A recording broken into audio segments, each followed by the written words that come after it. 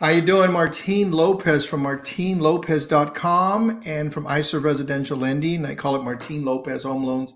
And I do something called the VA Mortgage Boot Camp, where I teach veterans and service members how to buy homes, how to buy a house or buy investment property using their VA eligibility. Matter of fact, this week we went into $1 million fourplex with a veteran who's buying the house, buying 4 units for right around $1 million, and the rents are going to more than cover her payment. Wouldn't that be nice? You can start to own some real estate, and the VA loan allows you to do that. So when it comes to buying a home, it requires that you're on top of your personal finances. When we look at when we look at how to qualify for a home loan, we look at 4 different things, and I use an acronym CCIP. It stands for cash, so your down payment, your closing costs; credit, your FICO score and your bills; income, which is the money you make. If you're a reserve, if you're, let's say you're retired military and you get a disability, then you get your disability income plus maybe whatever job you're doing right now. And then the property, the type of property you're going to buy, whether you're buying a single family house, maybe you're buying some units, a condominium, whatever you're buying. So that's those are the things we're going to look at. And when you look at those four things: cash, credit, income, and property, that's how you qualify. That's how you buy a house. And like I said, personal finances is something that the military always emphasizes when you're in the military. I was not in the military, but I have done so many transactions for people that are in the military. I've had the privilege of learning what service members and what veterans have learned as a result of being in the military. And they're always emphasizing, manage your personal finances, focus on that. And when we go astray, when we don't manage those the way we want to manage, the result is our credit scores are low. Maybe we're not able to buy the things we want to buy. We're struggling, and sometimes we need help. I have a coach for some of the stuff that I do. I'm starting actually keto on Monday, so I have a keto coach. So I'm going to do 4 weeks of keto. So I'm going to have a coach that walk me through so that I'm not making it up. My buddy tells me I don't do keto, I do meto. So the me, Martine's version of keto. So when you're dealing with finances or when you're dealing with business, it's really, really great to have a coach. And I have a good friend of mine named Suzanne Johnson, and she is a financial coach. And we both share the idea that everyone deserves a home. So let's bring Suzanne in and let's talk about finances. Hey, Suzanne, how you doing? Hey, Martine, it's so good to see you again. You too. So there's my buddy Armando's watching. Hey, Armando, how you doing, buddy? Please like and share, crunch that share button, because the information that we're going to talk about today over the next 15 or 20 minutes, I think it can have a great impact, a very positive impact on not only yourself, that's what I'm hoping, but also maybe on your friends and family. And if you're in the real estate business, hopefully this could help, some of your clients. So please like and share. Appreciate it. So one of the things I was talking about, Suzanne, was, is that you got to be on top of your personal finances if you're going to, well, really anything, but especially if you're going to buy a house. What's your take on that? Yeah, absolutely, Martine. And you may remember that since I've met you, I have become a military spouse. Mm-hmm. So I'm very familiar with the VA home loans myself, personally. But we couldn't have done it, as you perfectly laid out with your acronym. We couldn't have done it unless we had our finances in order, unless we had the cash for the down payment, unless we had our credit in order. One of the things that I always tell my clients, what I've asked my clients during their opening strategy session is, tell me about your long-term goals. We don't have to go into exact detail or anything. Yeah. You don't have to tell me what color the picket fence is going to be, but tell me about your long-term goals. And 99.9% of the time, it involves some sort of home purchase or some sort of townhouse or co-op or condo purchase, depending on what area of the country I'm working in. Yeah. And that being such a goal of such a large percentage of people, I think what you do is so important, and getting the message out about how to get your finances in order is so important, because it's going to affect almost everyone we talk to. Yeah. Well, what I noticed, Suzanne, is so many times I'm having a conversation and you can feel like a little bit of pushback, like people don't want to tell you their information. And if you can make somebody feel safe and you can make them feel respected, that's something I teach in the curiosity theory, is if people can feel safe and respected, then they're going to start sharing their personal information. They're going to start sharing what's important to them. And I think it's really important when we work with, as professionals, when we work with people, that we make sure that people are respected, that we treat them with respect. And it's not only like that we treat them with respect, but they have an experience of being respected. Because I could say, hey, listen, I'm respecting you, and your experience could be completely different. So it's really important that, when I'm sitting here in my office and I'm looking at my clients, I'm like, I want to make sure that they feel safe, and I want to make sure that they feel respected. And what I find is when they start to open up, is they start to share. You could see they start to share, like, I'm a little embarrassed to share this with you.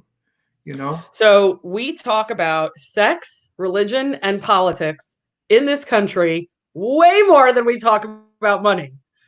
But money touches everything, just kind of like sex, politics, and religion do. So why are we so afraid to talk about this topic, but we'll talk about all these other things? Yeah. There's a stigma for sure, a stigma around personal finance in America. There is a lot, and you said you've got to get people to respect you and to open up to you. But there's so much guilt and shame around money and what we've done in the past with money.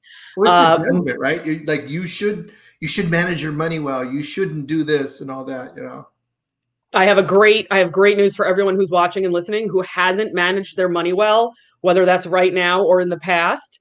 My friend Dave Ramsey says, if you are over the age of 12, you have done something stupid with money. I don't see any 12-year-olds buying any houses. So all of us have done something stupid with money. That's awesome. Hey, I want to say hi to a friend of mine, Priscilla Prasimio. Hey, Priscilla, how you doing? It's been a long time, man. Priscilla was a good friend of my sister's. They were cheerleaders in high school. Wow. And Priscilla's just an amazing woman. She's awesome. So, hey, Priscilla, how you doing? You're right.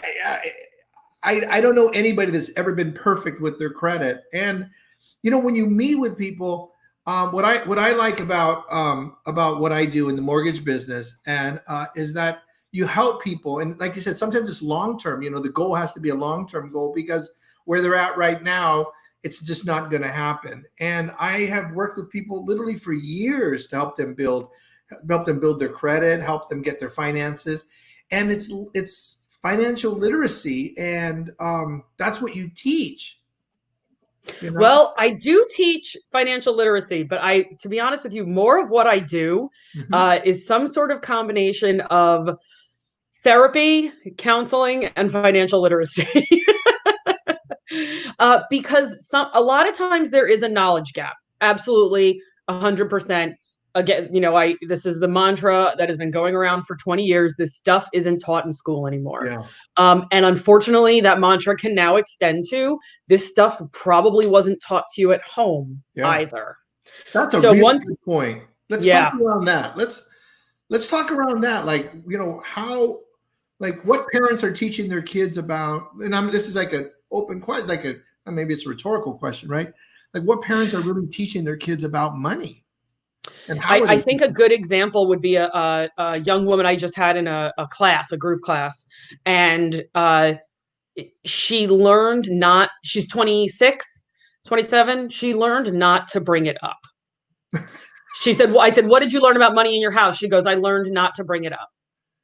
Yeah. And I know the family. They come from a good family. They've not struggled for food or clothing or any of the basic necessities. Yeah. But that was what she was taught, was don't bring it up. And I tried to encourage her to bring her father into the class, and she wasn't ready to do that. And I do hope that one day she'll be able to share what she learned during that class, that group class, with her parents. But it's scary for a kid, to try to bring it up to their parents. Another student in that class said, man, I wish, my parents had always said save money, but they didn't say why. They just, save money. How? Where do I put it? What are you talking about? Right? Under the mattress? Like, what do I do with it? Like, is 1% a good interest rate for a savings? Right now, it's a good interest rate for a savings account. But when he got out of college, he probably could have gotten something at 4 or 5%. He just literally didn't know where or what to do logistically speaking. And I think the action of speaking to our kids, or the lack of speaking to our kids about this stuff, it's just perpetuating a cycle of we're going to need more financial coaches. Yeah. And Yeah. we're going to need more people like you who spend more individual time with their clients and work with them. Absolutely. I always tell people, doing the loan for me is easy. Like, that's the easy part. Right. Like, I'm a glorified paper pusher. I got your pay stubs, your tax returns, your bank statements, all that. That's the easy part.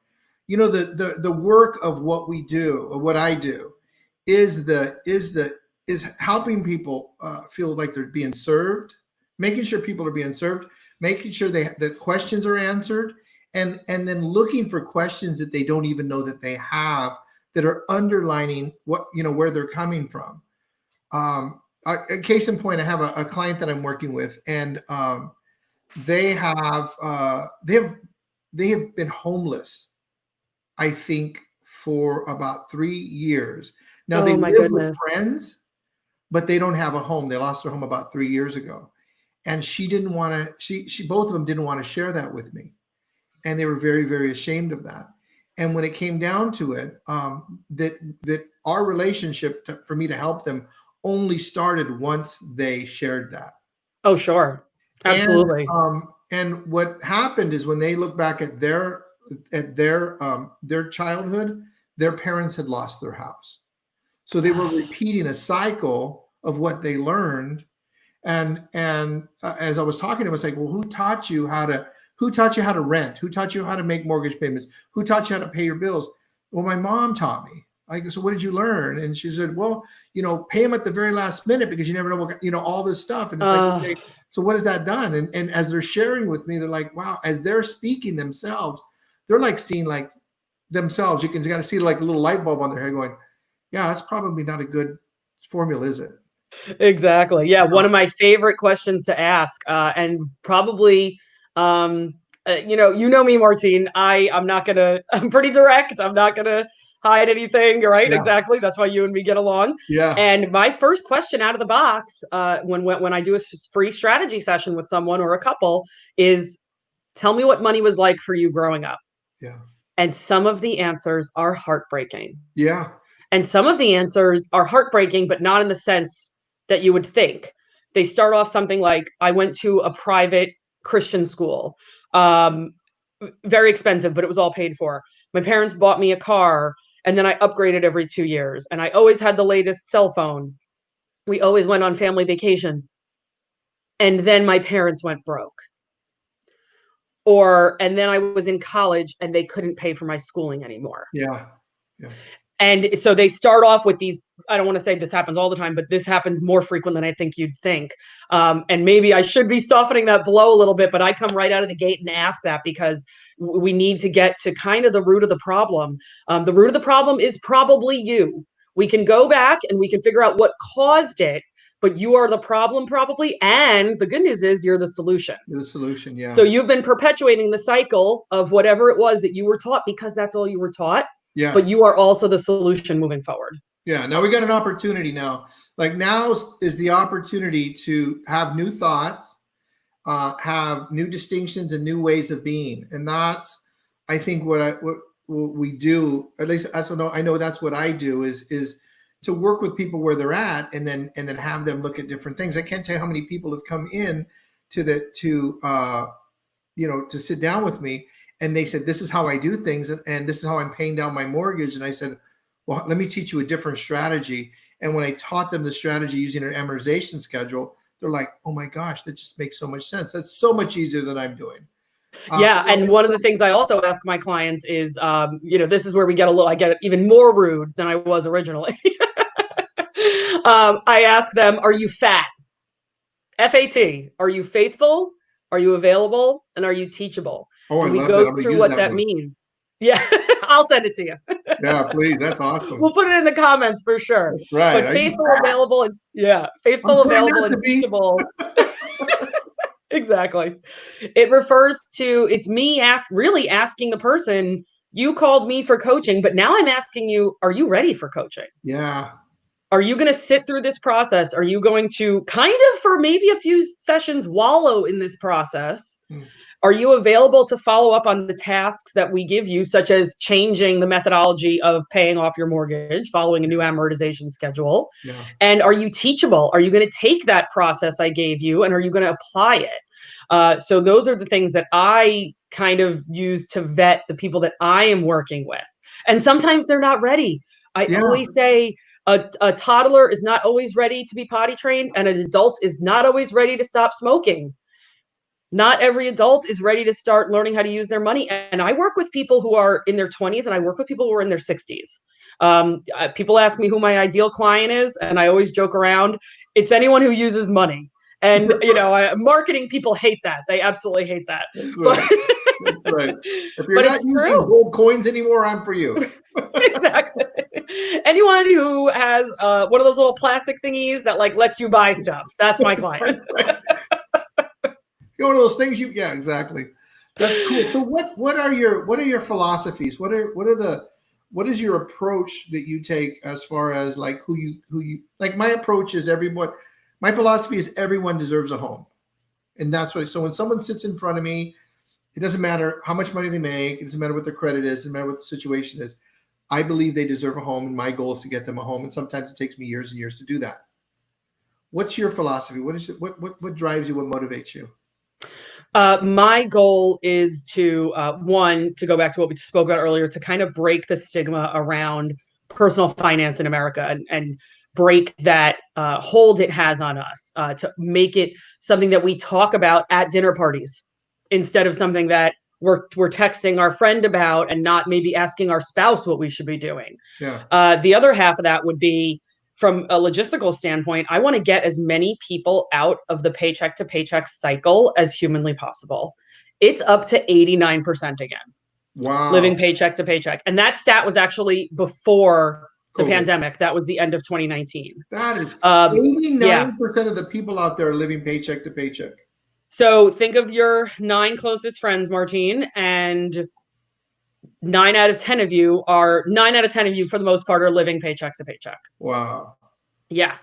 And that's why Very I'm fun. so, yeah, it's crazy. It was, I think when I started doing this, we were somewhere hovering around like 87%, and now we're back up to 89.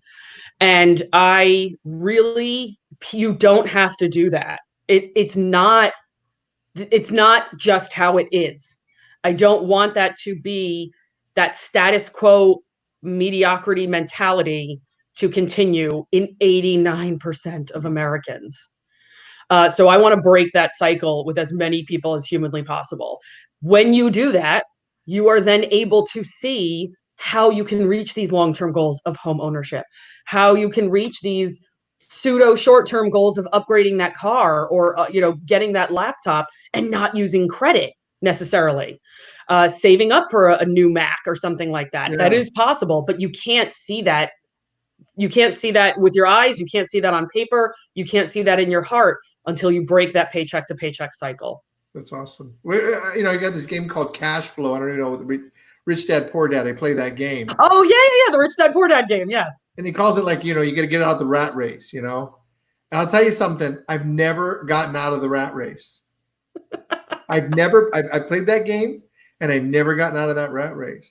But it's not necessarily getting out of the rat race. To me, the rat race means like not working a normal 9 to 5 anymore. But 95% of the people, the game, it's different. The game, it's yeah, right, exactly. But the rat race per se is, 95% of the people I work with are in a 9 to 5 job. Even the military people that I work with, if I'm working with the couple and the husband's military, if I'm in a session with him, he's probably on shore duty. If he's Navy, he's not floating around right now. Just like my husband is. So you don't have to be a YouTube star. You don't have to be a multi-million-dollar trust fund baby to get out of that paycheck to paycheck cycle. The average person is doing it literally in my sessions on a weekly basis. Yeah, that's awesome. So let's talk about a little about what you do. What kind of I like to stay under about 20-25 minutes. Yes. So let's and the reason I do that is because I think more people will watch when it's shorter. That's what I find. my curiosity theory hangout. That's usually about an hour. I do that every Tuesday night. That's usually about an hour or so, but people watch that one, so I guess But I'm just yapping now. Uh, how do you work with people? How like just kind of give me the nuts and bolts of how you work with, like, logistically, and then what do you do? Okay, so So let's talk logistically, logistically how yep. you work with people. Logistically speaking, I've actually been virtually coaching since way before this pandemic nonsense. That's how I was interacting with 90% of my clients. I just found that, especially if you have a family that has kids, they've already got so many other things going on that creating one more appointment and one more instance where they need a babysitter is just not feasible. So it's kind of easier to take one of the kids, put them to bed, and two of the other kids, and put them in front of a movie, and then I sit down with mom and dad and we go over what's been happening for the last month. What we usually start off with is a forensic analysis. It sounds scary, but it's really Yeah, that just sounds. I don't know about it's a forensic analysis of your spending. We go over what you spent your money on last month. If we're starting mid-month, we look at what you've been spending on for the first half of the month. Some of it is literally just the first budget committee meeting is pretty tedious. But what it uncovers is, hey, did you guys know that you're spending way more than the average person on car insurance? You're spending like double what people should be spending. Yeah. So that going through that tedious process of analyzing our spending and our expenses shows us windows that we can open up. So after that first meeting, a lot of it is just like, hey, call this insurance broker. This your mortgage, your interest rate's pretty high. Call Martine. Yeah. I like those calls. Right? Yeah. So it's pretty direct in the first meeting. And then as we move on, we see what has stuck and what hasn't stuck. And we dig a little bit deeper into, okay, why are we spending so much money on restaurants every single month? Well, it's just easier. And then we kind of dig in a little bit further, and maybe there is some underlying feeling from dad that on the nights that mom works late, he's really stressed out and he doesn't feel like he's providing well enough for the kids. So he takes them to go get something to eat at a restaurant and ends up spending $80. That was an example I had with a client last year. And dad said, yeah. Probably a million different examples, aren't there? Exactly. Yeah. So we go into these things. We also touch on saving for a down payment, what vehicles to use to save. We go into, like I said, the insurance. We go into individual expenses. We track the budget. We figure out where we keep screwing up the budget. And really, we take an overarching look at everything financial. We're talking about wills. We're talking about life insurance. We're talking about, if you do have retirement investments, what are they in right now? And are you contributing enough, or are you contributing too much right now? Because that is possible. You can be contributing too much to your retirement, depending on what stage of life you're at. So let me move to the next part. So then so then it was logistically what you do, and then what's your philosophy behind that? Like, what's your my philosophy? Not Ramsey's philosophy, but like, why is Suzanne Johnson doing this? Because I paid off over $90,000 of debt in 3.5 years when I was single. That's a good reason. And okay, and what was that like for you? What was that experience like for you? So chucking an average of $30,000 extra at debt per year on top of the minimums was pretty intense. It required looking at my budget every single day. I downloaded an app and it worked for me. Different apps work for different people, but this one worked for me. I was able to track what I was spending, and I was able to see where I was going over consistently every single month.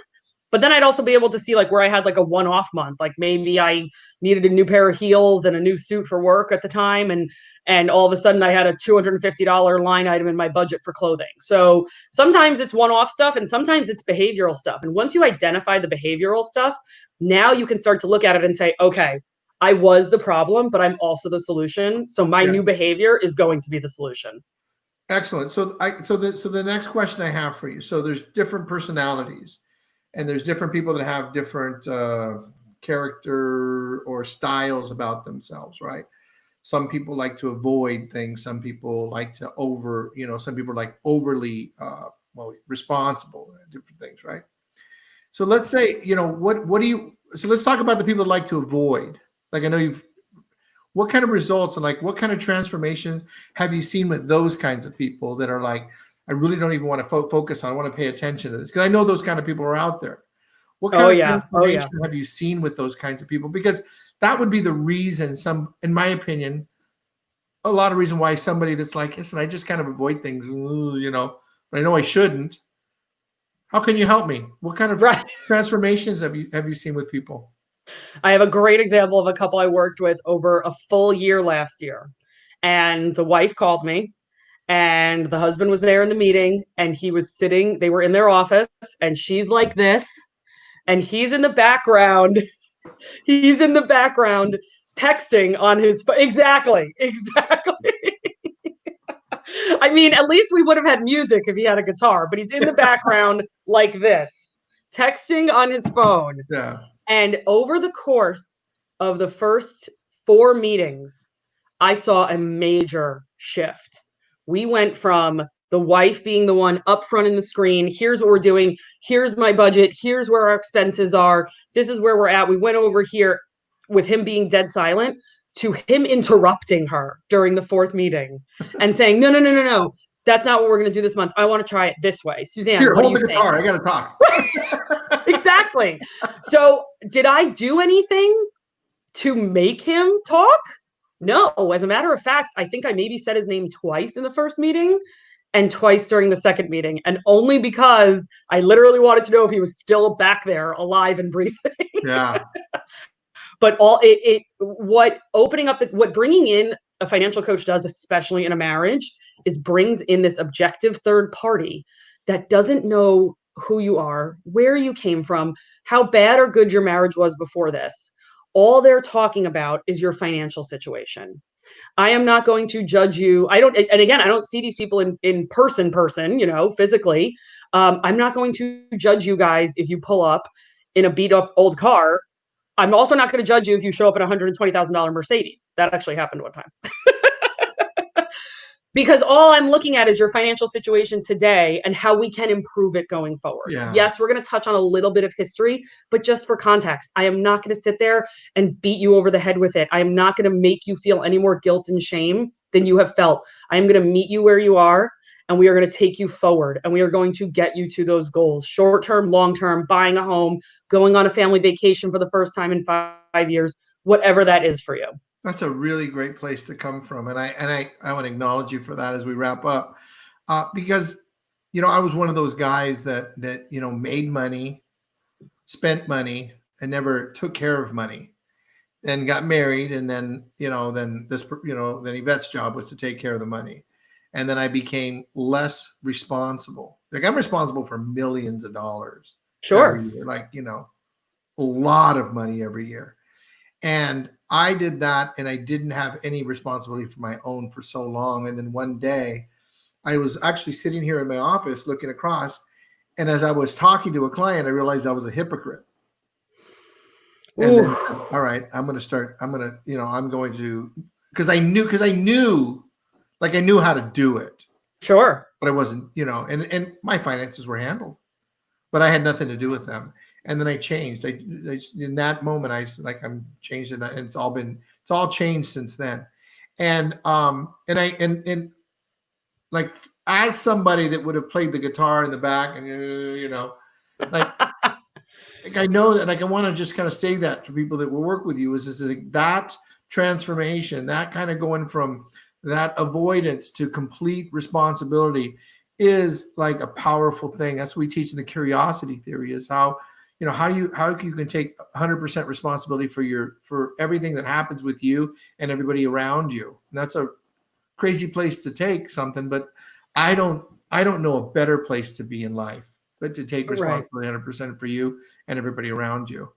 Oh, that's great. I love it. Yeah. And I don't want to freak people out. It's not going to be a one and done meeting. Okay, here's what you're responsible for now. It's Yeah. going to be a process. The last handful of clients that have signed up with me in the month of June, every single one of them signed up for a 12-month package. I didn't even have to say anything. They all signed up for a 12-month package because we've seen the ups and downs of our economy and what can happen in such a short period of time, on top of the bad behaviors we've had, the good behaviors we've done, the budget that we Yeah. screwed up and never stuck with. And now we Yeah. have all this economic uncertainty. So it's not a one-time, here's your job and you're going to have to suck it up and do it. It is a process that I walk people through for upwards of a year. And the goal is that you graduate. The goal is that I don't want to be that personal trainer who sees you back in my gym 50 pounds heavier in a year. Yeah. Yeah. I want you to graduate, and I want you to take that accountability, that motivation, and that financial literacy piece, and I want you to carry it forward, and I want you to change your trajectory and your family's trajectory. That's awesome. Thank you. Thank you for sharing some time with me. I really appreciate it. Awesome. Good. And would you do me a favor? Would you go back at the beginning of this video and then put your contact information in the comments? Yes. That would be great. So people can get a hold of you. Just put your links and everything there. So as people are watching this on a repeat, you know, that they can go back and they know how to get a hold of you. And I just highly recommend your services. Awesome. Thank you, Martine. It was so good to see you. Have a great holiday weekend. Give me 1 second. I'll be right back. Hey guys, so thanks for hanging out, with Suzanne Johnson and myself. She is an amazing coach. And what you could see by virtue of just kind of like listening to how she approaches it, what she wants to do is she wants to transform people's lives, not only transform their money, but she's there not only for the financial coaching, but for the emotional coaching, for whatever it takes. And I highly recommend you working with Suzanne Johnson. I've known her for quite some time. And I trust her. Reach out to her even if you're doing really well financially, because you can be a great athlete, but having a coach still can make a difference and take you to the next level. So thank you very much for hanging out with me. We'll see you next Thursday. Let me hit the end button. Thanks a lot.